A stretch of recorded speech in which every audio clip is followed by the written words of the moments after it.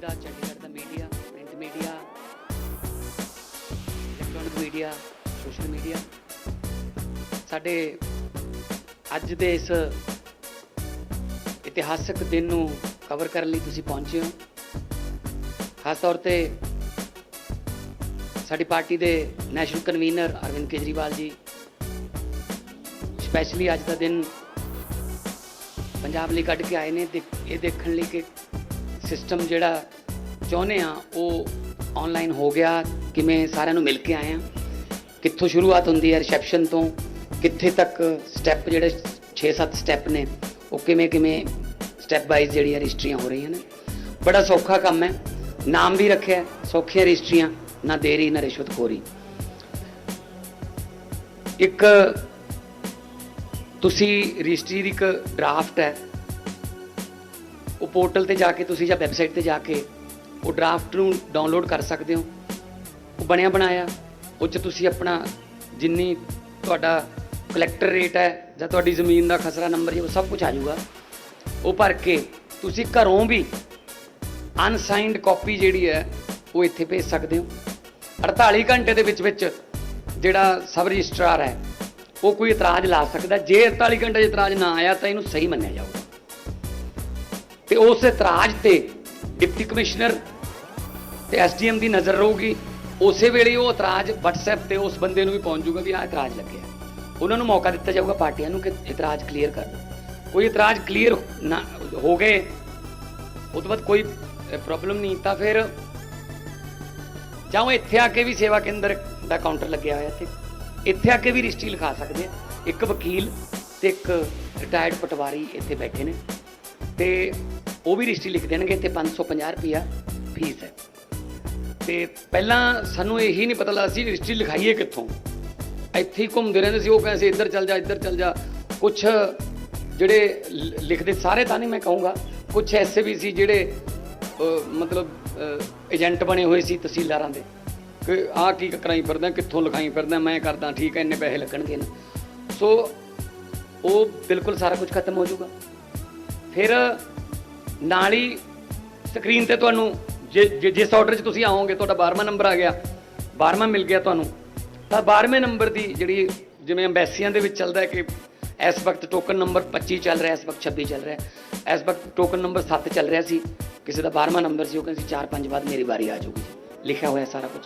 ਦੋ ਸਬ ਰਜਿਸਟਰ ਇੱਥੇ ਬੈਠੇ ਨੇ, ਦੋ ਲਗਾਤਾਰ ਰੀਅਲ ਟਾਈਮ ਤੇ ਤੁਹਾਨੂੰ ਸਾਰਾ ਕੁਝ ਸਾਰੇ ਮੈਸੇਜ ਰੀਅਲ ਟਾਈਮ ਤੇ ਤੁਹਾਨੂੰ WhatsApp ਤੇ ਮਿਲਦੇ ਰਹਿਣਗੇ। ਇੱਕ ਹੋਰ ਜਿਹੜਾ ਇਤਿਹਾਸਿਕ ਕਦਮ ਹੈ ਕਿਉਂਕਿ ਮੁਹਾਲੀ ਤੋਂ ਅਸੀਂ ਸ਼ੁਰੂ ਕੀਤਾ ਹੈ, ਹਜੇ ਸਾਰੇ ਪੰਜਾਬ 'ਚ ਸਾਨੂੰ 1.5 ਤੋਂ 2 ਮਹੀਨੇ ਲੱਗ ਜਾਣਗੇ, ਪਰ ਮੁਹਾਲੀ 'ਚ ਕਾਮਯਾਬ ਹੋ ਗਿਆ। ਕਈ ਦਿਨਾਂ ਤੋਂ ਸ਼ੁਰੂ ਕੀਤਾ ਸੀ, ਅੱਜ ਅਸੀਂ ਪੂਰਾ ਇਹਨੂੰ ਵਰਕਿੰਗ ਦੇ ਵਿੱਚ ਦੇਖਿਆ।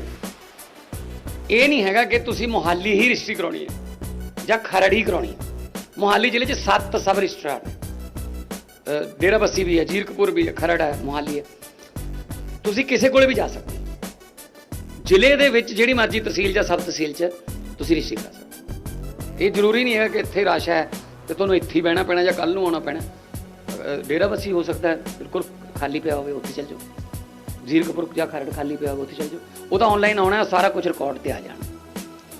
ਸੋ ਬੜਾ ਚੈੱਕ ਕਰਨ ਦਾ ਵੀ ਇਹ ਵੀ ਕੋਈ ਫੇਕ ਰਜਿਸਟਰੀ ਨਾ ਹੋ ਜੇ ਜਾਂ ਫੇਕ ਨਾ ਕੋਈ ਡਾਕੂਮੈਂਟ ਲਾ ਜੇ, ਉਹਦਾ ਚੈੱਕ ਕਰਨ ਦਾ ਸਿਸਟਮ ਵੀ ਹੈ। ਡਿਪਟੀ ਕਮਿਸ਼ਨਰ ਅਕਾਊਂਟੇਬਲ ਹੋਊਗਾ ਜ਼ਿਲ੍ਹੇ ਦਾ। ਜੇ ਕੋਈ ਗਲਤ ਰਜਿਸਟਰੀ ਹੋਊਗੀ ਜਾਂ ਕੋਈ ਗਲਤ ਡਾਕੂਮੈਂਟ ਪਾਸ ਹੋ ਗਿਆ ਉਹਨਾਂ ਦੀਆਂ ਅੱਖਾਂ ਦੇ ਵਿੱਚ ਦੀ ਤਾਂ ਫਿਰ ਡਿਪਟੀ ਕਮਿਸ਼ਨਰ ਅਕਾਊਂਟੇਬਲ ਹੋਊਗਾ ਤੇ ਜ਼ਿੰਮੇਵਾਰੀ ਜਿਹੜੀ ਹੈ ਉਹ ਤੈਅ ਕੀਤੀ ਗਈ ਹੈ ਪ੍ਰੋਪਰ। ਤੇ ਕੋਈ ਰਿਸ਼ਵਤ ਨਹੀਂ, ਜਿੰਨੀ ਫੀਸ ਬਣਦੀ ਆ ਉਨੀ ਫੀਸ ਲੱਗੂਗੀ। ਤੇ ਇੱਥੋਂ ਜਿਹੜੇ ਜਿਨ੍ਹਾਂ ਨੂੰ ਅਸੀਂ ਮਿਲਿਆ ਅਸੀਂ ਉਹ ਕਹਿੰਦੇ ਸੀ ਪਹਿਲਾਂ ਵੀ 2-3 ਵਾਰੀ ਆਏ ਹਾਂ, ਇਸ ਬਿਲਡਿੰਗ 'ਚ ਵੜਨ ਵੇਲੇ ਵੀ ਡਰ ਲੱਗਦਾ ਤੇ ਇਸ ਬਿਲਡਿੰਗ 'ਚੋਂ ਨਿਕਲਣ ਵੇਲੇ ਵੀ ਐਂ ਲੱਗੀ ਜਾਂਦਾ ਰਹਿੰਦਾ ਵੀ ਇੱਕ ਵਾਰੀ ਸੁੱਖ ਸਾਂਦ ਨਾਲ ਨਿਕਲ ਜਾਈਏ, ਕਿਤੇ ਹੋਰ ਨਾ ਕੋਈ ਸਿਆਪਾ ਪੈ ਜੇ। ਮਤਲਬ ਤੁਸੀਂ ਦੇਖੋ, ਜੇ ਜਸਵਿੰਦਰ ਸਿੰਘ ਨੂੰ ਜਗਵਿੰਦਰ ਸਿੰਘ ਲਿਖਤਾ ਕਿਸੇ ਪਟਵਾਰੀ ਨੇ, ਉਹ ਜਸਵਿੰਦਰ ਨੂੰ ਜਗਵਿੰਦਰ ਬਣਨ ਵਿੱਚ 10 ਸਾਲ ਲੱਗ ਜਾਂਦੇ। ਬਸ ਉਹ ਕਹਿੰਦਾ ਗੱਗੇ ਦੇ ਐਂ ਥੋੜ੍ਹੀ ਜਿਹੀ ਗਾਂ ਕਰਨੀ ਸੀ, ਗੱਗੇ ਦਾ ਹੀ ਸੱਸਾ ਬਣਦਾ ਨਾ। ਜਗਵਿੰਦਰ ਲਿਖਤਾ ਜਸਵਿੰਦਰ ਸੀ, ਐਂ ਕਰਨ ਨੂੰ 10 ਸਾਲ ਲੱਗ ਜਾਂਦੇ, ਪਤਾ ਨਹੀਂ ਕਿੰਨੇ ਪੈਸੇ ਲੱਗ ਜਾਂਦੇ। ਆਪਦੇ ਆਪ ਨੂੰ ਸਾਬਤ ਕਰਦੇ ਰਹਿੰਦੇ। ਬਲੱਡ ਰਿਲੇਸ਼ਨ 'ਚ ਬਾਪੂ ਆਪਣੇ ਬੇਟੇ ਨੂੰ ਜ਼ਮੀਨ ਦੇਣ ਆਇਆ, तू आ लिया, तू ओ लिया, तू आ ना लिया, इत्थों लिया, उधरों लिया। ਇੱਥੇ ਇੱਕ ਬਿਲਡਿੰਗ 'ਚ ਵੜੋਗੇ, ਏਸੀ ਬਿਲਡਿੰਗ ਹੈ, ਪਾਣੀ ਹੈ ਪੀਣ ਨੂੰ, ਵਧੀਆ ਬਾਥਰੂਮ ਨੇ, ਵੇਟਿੰਗ ਏਰੀਆ ਹੈ। ਤੁਸੀਂ ਮੈਨੂੰ ਲੱਗਦਾ ਅੱਧੇ ਘੰਟੇ ਤੋਂ ਬਾਅਦ ਤੁਹਾਨੂੰ ਟਾਈਮ ਲੱਗੂਗਾ ਤੇ ਰਜਿਸਟਰੀ ਉੱਪਰ ਆ ਕੇ ਤੁਸੀਂ ਬਾਹਰ ਜਾਓ। ਸਾਰਾ ਕੁਝ ਤੁਹਾਡਾ ਰਿਕਾਰਡ ਸਾਰਾ WhatsApp 'ਤੇ ਆ ਜਾਊਗਾ। WhatsApp 'ਤੇ ਤੁਹਾਡੇ ਕੋਲ ਜੇ ਇਤਰਾਜ਼ ਆ ਗਿਆ ਕੋਈ, ਤਾਂ ਇਤਰਾਜ਼ ਦਾ ਜਿਹੜਾ ਤੁਹਾਡੇ ਕੋਲ ਮੈਸੇਜ ਆਊਗਾ, ਉਹ 'ਚ ਇੱਕ ਲਿੰਕ ਵੀ ਆਊਗਾ। ਉਹ ਲਿੰਕ ਹੈ ਸਿੱਧਾ DC ਨੂੰ ਕਰ ਸਕਦੇ ਹੋ ਤੁਸੀਂ ਉਸ ਨੂੰ ਫਾਰਵਰਡ।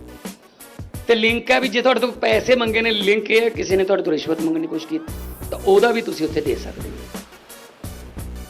ਸੋ ਇਸ ਕਰਕੇ ਜੋ ਅਸੀਂ ਕਰਪਸ਼ਨ ਫ੍ਰੀ, ਭ੍ਰਿਸ਼ਟਾਚਾਰ ਮੁਕਤ ਪੰਜਾਬ ਕਰਨ ਦੀ ਗਾਰੰਟੀ ਦਿੱਤੀ ਸੀ, ਉਹ ਗਾਰੰਟੀ ਦਾ ਪਹਿਲੀ ਪੌੜੀ ਅੱਜ ਅਸੀਂ, ਵੈਸੇ ਤਾਂ ਬਹੁਤ ਸਾਰੇ ਭ੍ਰਿਸ਼ਟਾਚਾਰੀ ਨੂੰ ਫੜ ਕੇ ਅੰਦਰ ਕਰ ਚੁੱਕੇ ਹਾਂ, ਪਰ ਜਿਹੜਾ ਤਹਿਸੀਲਾਂ ਦਾ ਭ੍ਰਿਸ਼ਟਾਚਾਰ ਸੀ ਉਹ ਗੁੰਝਲਦਾਰ ਸੀ, ਬਹੁਤ ਕੁੰਡੀਆਂ ਛੱਡੀਆਂ ਹੋਈਆਂ ਸੀ, ਲੂਪਹੋਲਸ।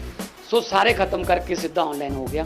ਤੁਸੀਂ ਪਲੀਜ਼ ਅੰਦਰ ਜਾ ਕੇ ਵੀ, ਪ੍ਰੈਸ ਕਾਨਫਰੰਸ ਤੋਂ ਬਾਅਦ ਅੰਦਰ ਜਾ ਕੇ ਵੀ ਜਿਹੜੇ ਲੋਕ ਆਏ ਹੋਏ ਨੇ ਉਹਨਾਂ ਨੂੰ ਪੁੱਛਿਓ ਕਿੰਨਾ ਕੁ ਟਾਈਮ ਲੱਗਿਆ, ਪਹਿਲਾਂ ਤੇ ਹੁਣ ਦੇ ਐਕਸਪੀਰੀਅੰਸ 'ਚ ਕਿੰਨਾ ਫਰਕ ਹੈ, ਤੇ ਸਾਰਾ ਕੁਝ ਦਿਖਾਇਓ।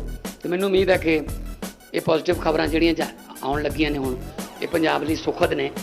ਬਹੁਤ ਪੀੜਤ ਸੀ ਲੋਕ ਇਸ ਮਤਲਬ ਭ੍ਰਿਸ਼ਟਾਚਾਰ ਤੋਂ, ਤੇ ਅਸੀਂ ਹੁਣ ਇਹ ਨਹੀਂ ਕਹਿੰਦੇ ਕਿ 100% ਹੀ ਖਤਮ ਕਰਤਾ, ਪਰ ਸਾਡੀਆਂ ਨੀਤਾਂ ਸਾਫ਼ ਨੇ, ਕੋਸ਼ਿਸ਼ਾਂ ਜਾਰੀ ਨੇ। ਮੈਂ ਹੁਣ ਇੱਕ ਮਿੰਟ ਲਈ ਕਹੂੰਗਾ ਅਰਵਿੰਦ ਕੇਜਰੀਵਾਲ ਸਾਹਿਬ, ਕਿਉਂਕਿ ਦਿੱਲੀ ਦੇ ਵਿੱਚ ਇਹਨਾਂ ਨੇ ਕੋਸ਼ਿਸ਼ ਕੀਤੀ ਸੀ, ਪਰ ਸਰਵਿਸਿਜ਼ ਉੱਥੇ ਸੈਂਟਰ ਕੋਲੇ ਸੀ। ਉੱਥੇ ਜਿਹੜੀ ਜਿੰਨੀਆਂ ਵੀ ਸਰਕਾਰੀ ਸਰਵਿਸਿਜ਼ ਸੀ ਉਹ ਸਾਰੀਆਂ ਸੈਂਟਰ ਨੇ ਆਪਦੇ ਹੱਥ 'ਚ ਰੱਖੀਆਂ ਹੋਈਆਂ ਸੀ। ਇਹ ਕੇਜਰੀਵਾਲ ਸਾਹਿਬ ਤਾਂ ਬਸ ਉਹਨਾਂ ਨੇ ਗਾਲਾਂ ਕੱਢਣ ਨੂੰ ਰੱਖੇ ਹੋਏ ਸੀਗੇ ਵੀ ਉਹਨਾਂ ਨੇ ਤੜਕੇ ਉੱਠ ਕੇ ਉਹਨਾਂ ਨੂੰ ਕੱਢਤੀਆਂ, ਉਦੋਂ ਉਹ ਲੜੇ ਗਏ, ਆਹੀ ਕਰੀ ਗਏ। ਹੁਣ ਉਹੀ ਦਿੱਲੀ ਦੇ ਵਿੱਚ ਫੇਰ ਦੁਬਾਰੇ ਟੈਂਕਰ ਮਾਫੀਆ ਵੀ ਆ ਗਿਆ, ਸਕੂਲ ਮਾਫੀਆ ਵੀ ਆ ਗਿਆ, ਸਾਰੇ ਮਾਫੀਆ ਵਾਪਸ ਆ ਗਏ। ਹੁਣ ਉਹ ਲੋਕ ਕਹਿੰਦੇ ਯਾਰ ਵੀ ਕੀ ਕਰੀਏ ਹੁਣ ਅਸੀਂ ਕਿਹਾ ਵੀ ਕੋਈ ਗੱਲ ਨਹੀਂ। ਦਿੱਲੀ ਤੋਂ ਵੀ ਇੱਕ ਫੈਮਿਲੀ ਆਈ ਹੋਈ ਹੈ, ਦਿੱਲੀ ਤੋਂ ਇੱਕ ਫੈਮਿਲੀ ਆਈ ਹੋਈ ਹੈ ਇੱਥੇ ਰਜਿਸਟਰੀ ਕਰਾਉਣ, ਤੇ ਉਹ ਵੀ ਕਹਿੰਦੇ ਜੀ ਮਤਲਬ ਸਾਨੂੰ ਤਾਂ ਪਹਿਲਾਂ ਵਾਲੀ ਜਿਹੜਾ ਸਿਸਟਮ ਚਾਹੀਦਾ। ਕੋਈ ਗੱਲ ਨਹੀਂ, ਲੋਕਤੰਤਰ ਹੈ, ਲੋਕਾਂ ਦਾ ਹੱਕ ਬਣਦਾ। ਸੋ ਮੈਂ ਬੇਨਤੀ ਕਰੂੰਗਾ ਅਰਵਿੰਦ ਕੇਜਰੀਵਾਲ ਸਾਹਿਬ ਨੂੰ, ਉਹਨਾਂ ਦਾ ਐਕਸਪੀਰੀਅੰਸ ਕਿਵੇਂ ਰਿਹਾ ਜਾਂ ਅਗਲੀਆਂ ਜੋ ਪਲੈਨਿੰਗ ਸਾਡੀਆਂ ਪੰਜਾਬ ਲਈ ਨੇ ਉਹਨਾਂ ਬਾਰੇ ਵਿਚਾਰ। आज ये रजिस्ट्री का जो पूरा सिस्टम पंजाब के अंदर चालू किया जा रहा है, मैं समझता हूँ कि पूरे देश में किसी भी राज्य के अंदर इस किस्म का रजिस्ट्री का सिस्टम नहीं है। पहली बार पंजाब में ये सिस्टम लागू किया जा रहा है।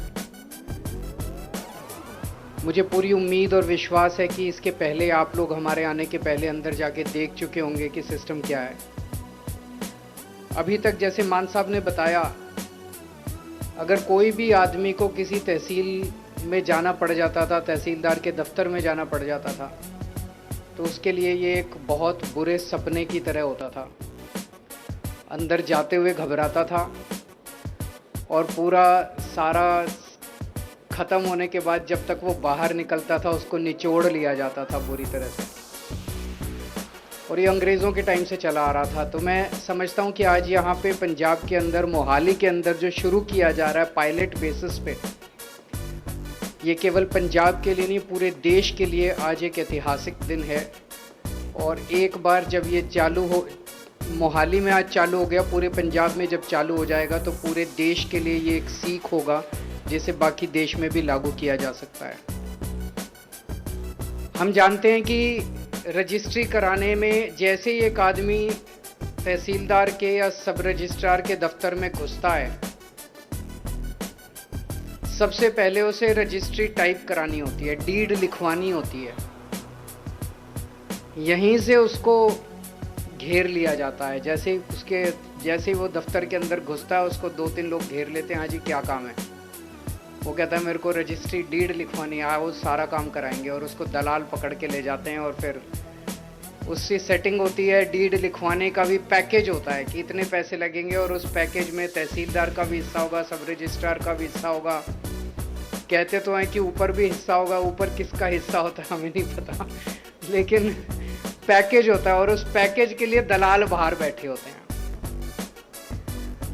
उसके बाद फिर वो रजिस्ट्री डीड उसकी वहाँ पे दी जाती है। डीड के अंदर अगर पैकेज ना हो तो उसमें 100 ऑब्जेक्शंस हो जाती हैं।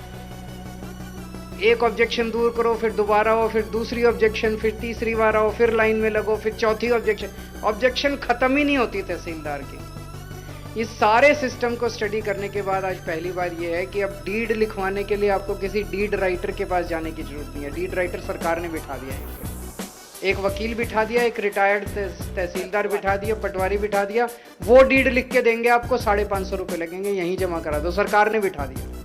अब आपको कहीं जाने की जरूरत नहीं है, डीड यहीं पे लिखी जाएगी।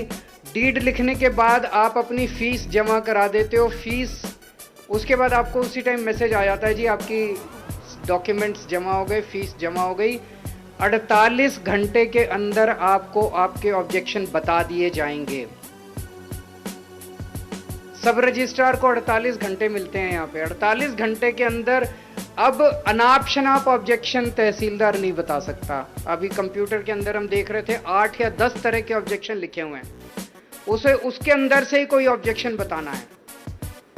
वो जो भी ऑब्जेक्शन बताएगा उसकी एक कॉपी डीसी के पास जाती है। डीसी को जितने आज पूरे दिन में आए केस सारे देखने होते हैं। किसी तहसीलदार ने बदमाशी करके कोई गलत ऑब्जेक्शन तो नहीं डाल दिया, जो पहले ऑब्जेक्शन पे ऑब्जेक्शन, अब नहीं है। जो ऑब्जेक्शन लगानी है एक बार में लगाओ, 48 घंटे में लगाओ, और अगर गलत ऑब्जेक्शन लगाए तो डीसी उसकी चेकिंग करेगा।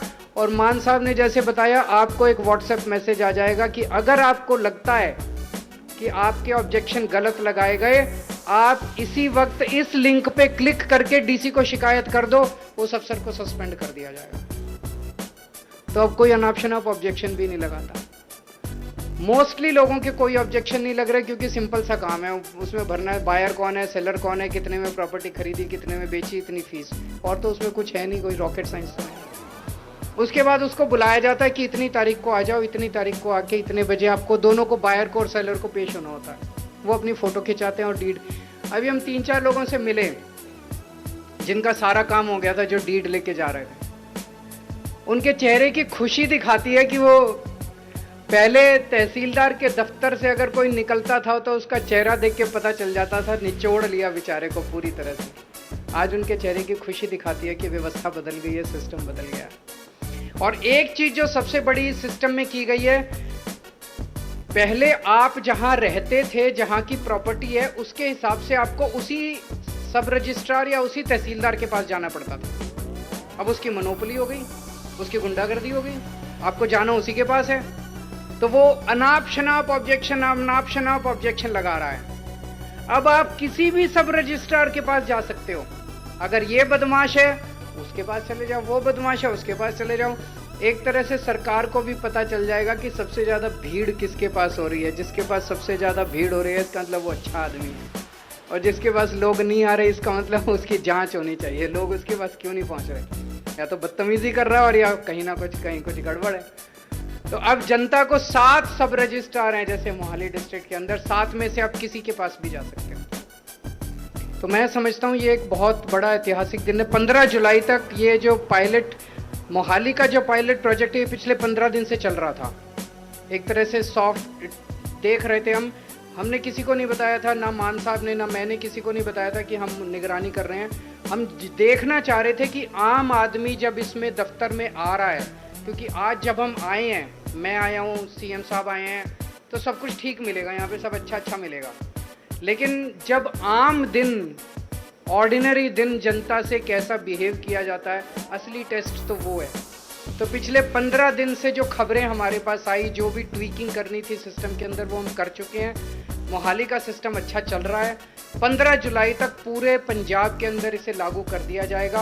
15 जुलाई से 1 अगस्त के बीच में एक तरह से ट्रायल चलेगा पूरे पंजाब के अंदर, और 1 अगस्त को फिर से हम लोग पूरे पंजाब में इसको लागू करेंगे। और मैं समझता हूँ कि एक दिन ऐसा आएगा जब पंजाब से सीख के पूरा देश इसको, इस देश के हर तहसील ऑफिस के अंदर ये सिस्टम लागू होगा। मैं पंजाब के लोगों को, सभी पंजाबियों को बहुत बहुत बधाई देना चाहता हूँ इस अर्थ शेकिंग सिस्टमेटिक चेंज के लिए। Thank you so much.